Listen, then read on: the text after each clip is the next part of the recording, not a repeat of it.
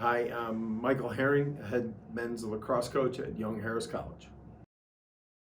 Well, I came from an athletic family and played sports probably from a too young age. I remember playing Pop Warner football at probably age 7, which is probably not what they do now, but just had really great relationships with my coaches really from a young age up, and had some great high school coaches, and then college coaches as well. And so when I got into the private school teaching and coaching world, I knew that that was something that I could be halfway decent at, and it really revolves around the relationship piece of the puzzle. For me, I like working with young people, and that's really been the main focus for me going forward. So I got into coaching and spent most of my career, as noted earlier, at Noble and Greeno School in just outside of Boston in Dedham, Massachusetts, and I was there for 22 years, and I was the head varsity basketball coach, actually for longer than lacrosse. I was the head varsity basketball coach for 19 years and the head varsity lacrosse coach for 16 years, and that's where, and both teams were quite successful, and we won the first 2 championships, independent school league championships in school history in 2005, and in 2006 we had heartbreaker in 2008,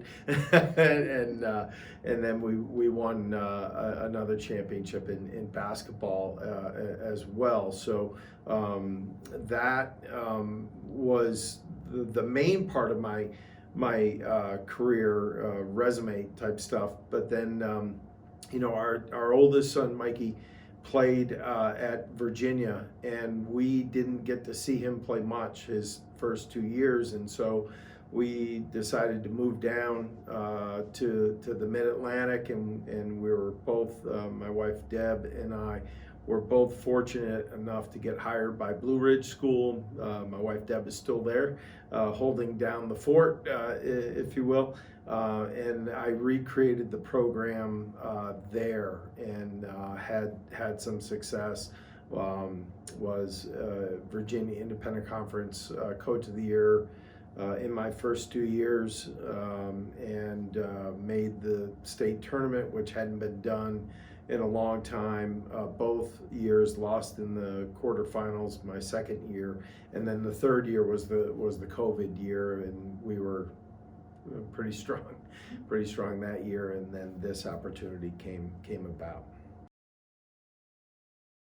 So I've done this twice before at Noble and Greeno. The program was kind of in disarray when I took it over, and the exact same thing. I mean, when I got to Blue Ridge School in Virginia, we had 6 guys on the roster, so I had to rebuild that in terms of sheer numbers.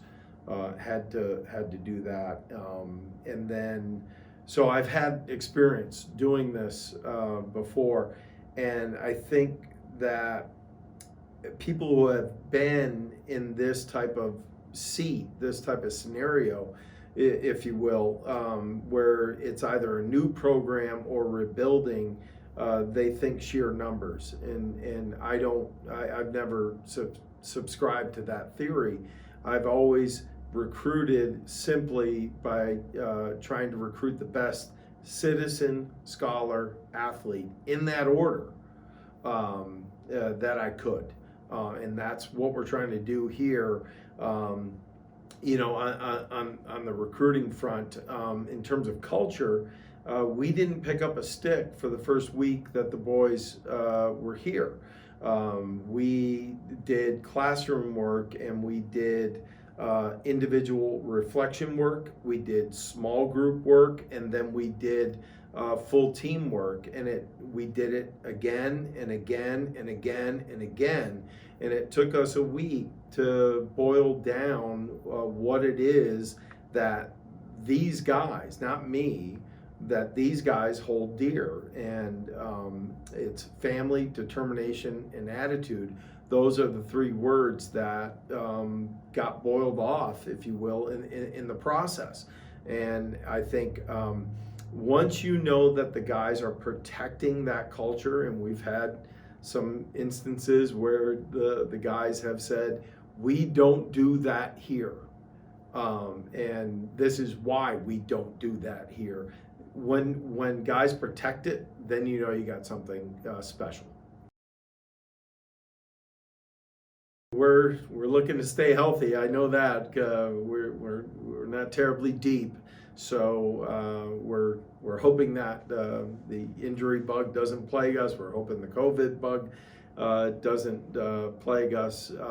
But I think we are going to be very dialed in the half field sets. So I think we're going to be pretty darn good half field 6-on-6 defensively, and I think we're going to be pretty good half field 6-on-6 offensively.